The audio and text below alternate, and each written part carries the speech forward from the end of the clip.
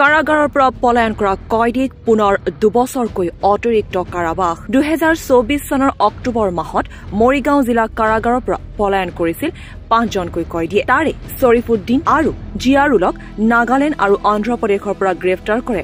মৰিগাঁও আৰক্ষীয়ে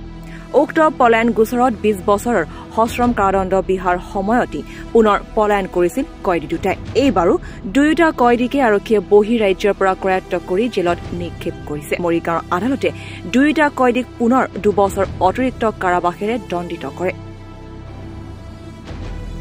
Morigaon PS case number 263/24 under section 262 BNS এই সংক্ৰান্তে এটা গোচৰ ৰেজিষ্টাৰ হৈছিল আমাৰ মৰিগাঁও থানাত সকলোকে জানে সেই সময়ত অক্টোবৰ মাহত যোৱা বছৰ জেইলৰ পৰা 5 গৰাকী আসামী তাৰ পৰা পলাইছিল তাৰ ভিতৰত মোহাম্মদ জিয়াৰুল আৰু শৰীফুদ্দিন এই দুগৰাকীক আমি অন্ধ্ৰপ্ৰদেশ আৰু নাগালেণ্ডৰ পৰা আমি ধৰিবলৈ সক্ষম হৈছিলোঁ ইতিমধ্যে তেওঁলোকে 20 বছৰকৈ তেওঁলোকে জেল দিছিলে অনাৰেবল কোৰ্টে আৰু তেওঁলোকে সেই কাৰাদণ্ড ভুগি থকাৰ সময়তে পলালে তাৰপিছত আমি মৰিগাঁও পুলিচে তদন্ত কৰি পেলাই তেওঁলোকক ধৰি পেলাই আনি আকৌ পুনৰবাৰ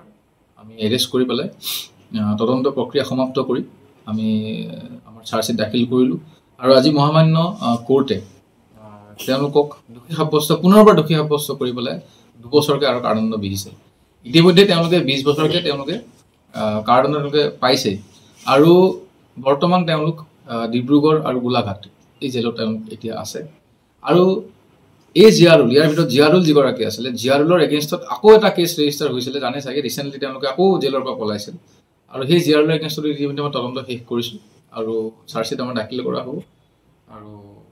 এই যি দুগৰাকী আছে এতিয়া শৰীফুদ্দিন আৰু জিয়াৰুল এই দুগৰাকীকে আজি কোৰ্ট এইটো তেওঁলোকক কাৰাদণ্ড ঘোষণা কৰিছে